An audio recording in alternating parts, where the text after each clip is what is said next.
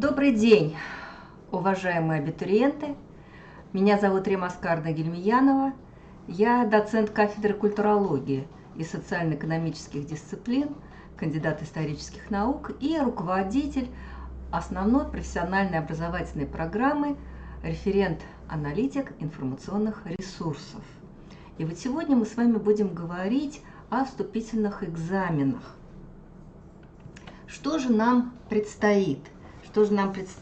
Итак, значит, продолжительность вступительного испытания по каждому экзамену у нас 60 минут, в том числе и по основам библиотековедения. Но, значит, сразу есть уточнение. Если вы относитесь к категории поступающих с ограниченными возможностями здоровья, то для вас время увеличивается на 1 час, но на 1,5 часа. При этом, значит, конечно же, необходимо наличие соответствующих документов. И очень важно, что у всех у вас только одна попытка. Что собой представляет экзамен? Экзамен у нас представляет собой тестирование. Вам будет дано 25 вопросов. И на эти 25 вопросов, тестовых именно, вы должны будете ответить. Что собой представляют тестовые задания? То есть какова структура тестовых заданий? Что будет в этих тестах? Давайте с вами немножечко на этом остановимся. Во-первых, там будет отражен такой раздел, как теоретические основы отечественного библиотековедения, то есть теория библиотековедения.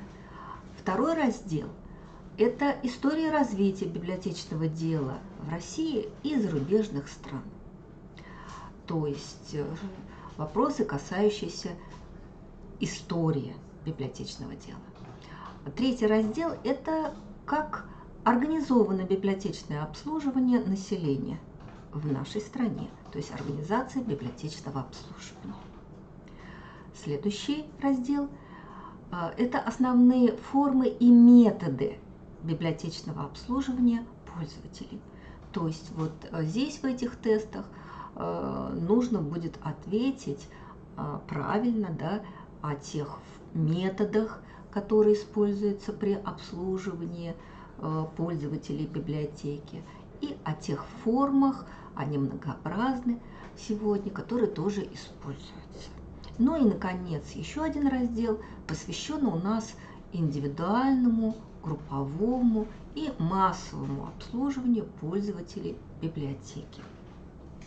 И какое же количество баллов вы должны набрать? Конечно, было бы здорово, если вы наберете максимальное количество баллов – 100. А вот минимальный проходной балл – это 40. Ну и дальше уже будет зависеть от того, как вы будете отвечать на эти тесты.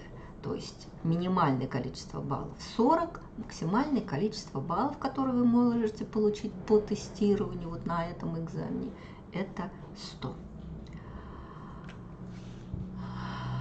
И теперь, как будет осуществляться экзамен, в какой форме? Обратите, пожалуйста, внимание, что вот первый вход у вас осуществляется через тот логин и пароль, которые были отправлены вам на электронную почту. В том числе, пожалуйста, не забудьте, посмотрите папку «Спам», потому что вдруг туда попадет, да, логин и пароль. А вот дальше уже последующие посещения сайта вы будете осуществлять под своим паролем. То есть вот вы в первый раз зашли под логином и паролем, который вам выслал, затем вы меняете, да, этот пароль, и в последующее посещение у вас уже осуществляется по своему паролю. Что тоже нужно будет обязательно делать. Перед каждым экзаменом вы должны сфотографироваться и прикрепить именно цветную фотографию, где будет видно ваше лицо, то есть лицо абитуриента. И это лицо у вас должно быть там рядышком с главным разворотом паспорта, где мы видим, опять-таки, фотографию на паспорте и вашу фамилию, имя, отчество. Ну, вы понимаете, для чего это необходимо. Таким образом осуществляется ваша идентификация, то есть, что вы именно то лицо, которое зарегистрировано у нас, да, как абитуриент, и то лицо, паспорт которого вы тоже нам показываете. Итак, значит, мы знаем, что время, отведенное на прохождение экзамена, у нас ограничено. То есть 60 минут для всех и 1,5 часа для лиц с какими-то ограничениями жизнедеятельности по здоровью. И у вас есть только одна попытка. Поэтому, конечно же, важно, чтобы вы были подготовлены к экзамену, чтобы вы максимально сконцентрировались на экзамене и чтобы вы, в общем-то, могли успешно сдать экзамен. Ну и вот когда вы заходите в личный кабинет абитуриента, там у нас дана инструкция для сдачи вступительных испытаний. Вот посмотрите, пожалуйста, внимательно на этот слайд. То есть вы заходите в свой личный кабинет, вы находите, да, вкладку «Нормативные документы», вот она у вас выделена прям красным, да, и вы получаете, значит, инструкцию о получении логина и пароля для прохождения вступительных испытаний. То есть в инструкции очень четко все пошагово для вас сказано, куда заходить, как пройти тест. Прям весь алгоритм прохождения, да, вступительного испытания там отражен. Поэтому, пожалуйста, значит, сначала внимательно, пошагово изучите эту инструкцию и действуйте в соответствии с этой инструкцией. Эту инструкцию вы можете скачать. Вы видите, да, там галочка красная «Скачать». Поэтому я думаю, что никаких у вас затруднений не будет. Что же мы дальше смотрим? Мы смотрим, а когда же у нас расписание вступительных испытаний? То есть, когда у нас будут наши экзамены? Так вот, расписание вступительных испытаний, опять-таки, находится у нас на сайте приемной комиссии. Вот здесь на слайде, значит, указан адрес, да, сайта приемной комиссии. И находится это расписание во вкладке «Бакалавриат и специалитет». Посмотрите вот на эту желтую стрелочку. Это как раз та вкладка, куда вам надо будет зайти. И дальше, значит, вы видите расписание вступительных испытаний. Вы нажимаете сюда, опять-таки, желтой стрелочкой показано, и у вас открывается расписание. Вот теперь перед нами расписание. Если, значит, вы у нас сдаете вступительное испытание, значит, вы у нас прошли, получили среднее профессиональное образование, то есть вы выпускник СПО. Так вот, вот как раз на этом слайде мы видим расписание вступительных экзаменов. Причем обратите внимание, что здесь указаны даты.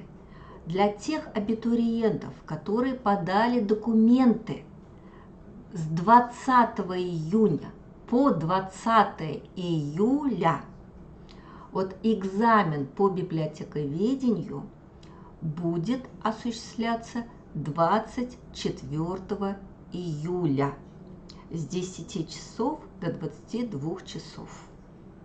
То есть в этот день вы сдаете экзамен.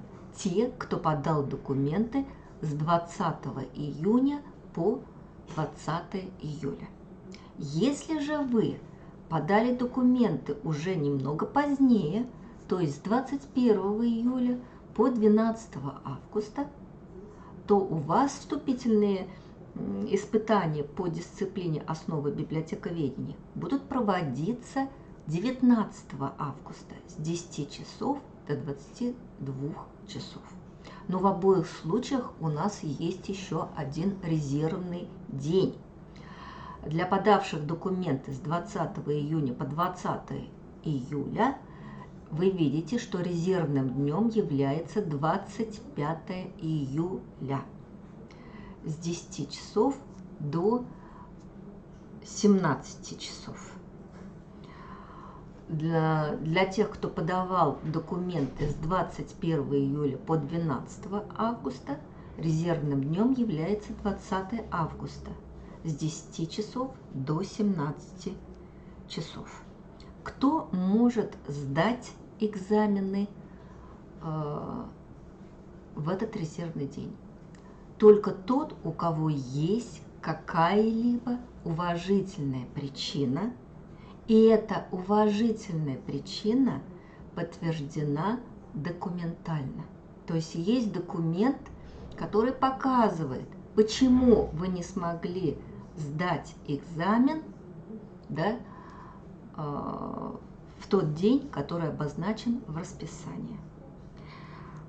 Но такая возможность для тех, у кого там по каким-то причинам, да, уважительным не получилось сдать экзамен в основной день, есть еще так называемый резервный день. И это, как вы видите, фактически по каждому экзамену.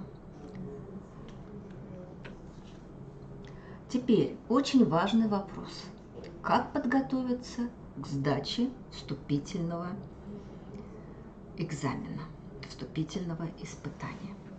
Во-первых, обратите внимание, что на сайте, да, приемной комиссии опять во вкладке «Бакалавриат и специалитет», если мы нажмем, мы увидим программу вступительного испытания, в том числе программу вступительного испытания «Основы библиотековедения». То есть фактически здесь мы видим программы вступительных испытаний после среднего профессионального образования по всем тем дисциплинам, которые вынесены в качестве вступительных. В этой программе вы увидите, во-первых, значит, какие требования есть у абитуриентов, да, каким должен быть компьютер для того, чтобы вы могли успешно сдать экзамен. Дальше, чего вы не имеете права делать. Да, вот вы в программе это как раз увидите, что нельзя привлекать помощь третьих лиц, что нельзя предоставлять там доступ к компьютеру посторонних лиц, использовать какую-либо учебную справочную литературу, конспекты, там, иную вспомогательную литературу, которая не предусмотрена программой вступительных испытаний, искать какую-то информацию в интернете, открывать дополнительные окна в браузере и использовать какие-либо мобильные компьютерные устройства, кроме персонального компьютера, на котором осуществляется, собственно говоря, прохождение вступительного испытания. Но вот в этой программе вы как раз увидите вот тот перечень разделов для подготовки поступающих к сдаче вступительного испытания, о которых я вам говорила, что это и теоретические основы, да, отечественного библиотековедения, это история развития библиотечного дела России и других стран, это организация библиотечного обслуживания населения, это основные формы и методы библиотечного обслуживания пользователей, это индивидуальное, групповое, массовое обслуживание пользователей библиотеки. И вы видите, что по каждому разделу представлено краткое содержание раздела. Именно вот по тем темам, которые отражены вот в этом кратком содержании раздела, у нас и предусмотрено тестирование.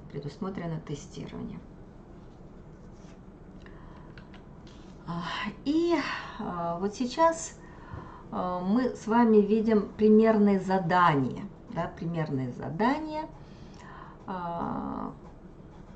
те тестовые задания, которые могут быть у вас там на экзамене. Давайте посмотрим. Вы видите, что в общем-то,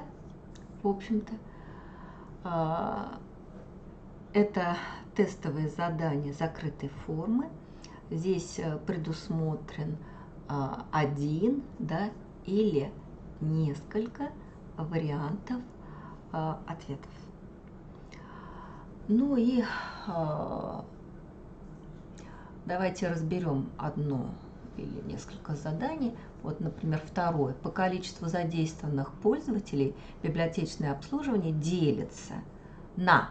И вот здесь как раз несколько вариантов ответов может быть.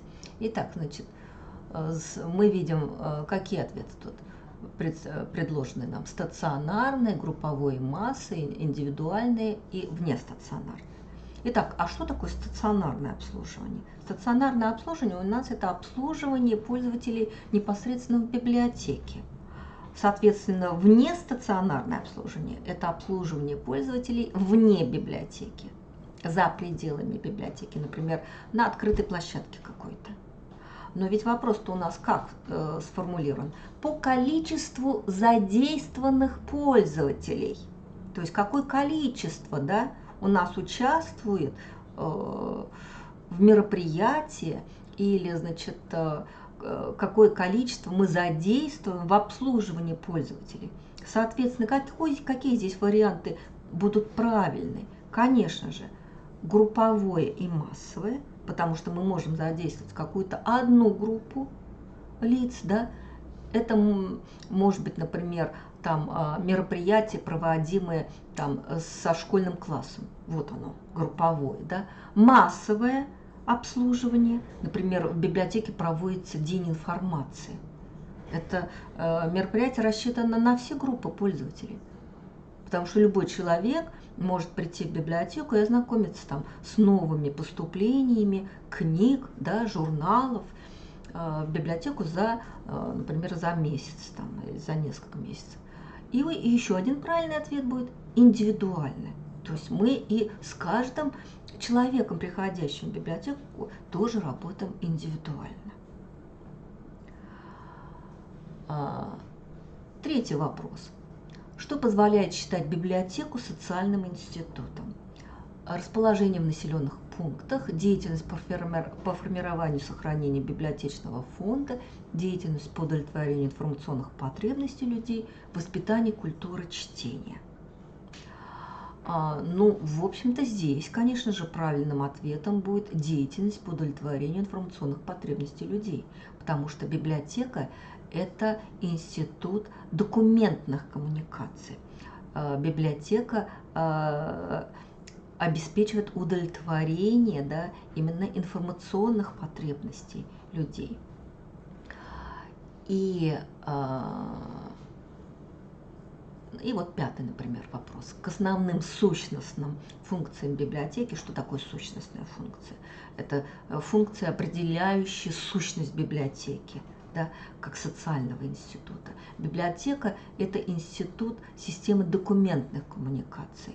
К таким институтам относятся, помимо библиотек, еще архивы и музеи. и у них фактически сущностные функции одинаковые. Какие это функции? Конечно же, это кумулятивная, мемориальная и коммуникативно-информационные функции, потому что библиотека как институт документных коммуникаций, так же как и архив и музей, собирает документы. Это кумулятивные функции, только документы у них разные в архивах, музеях и библиотеках. Хранит эти документы, обеспечивает хранение этих документов, мемориальные функции, и организует использование этих документов, коммуникативно-информационные функции.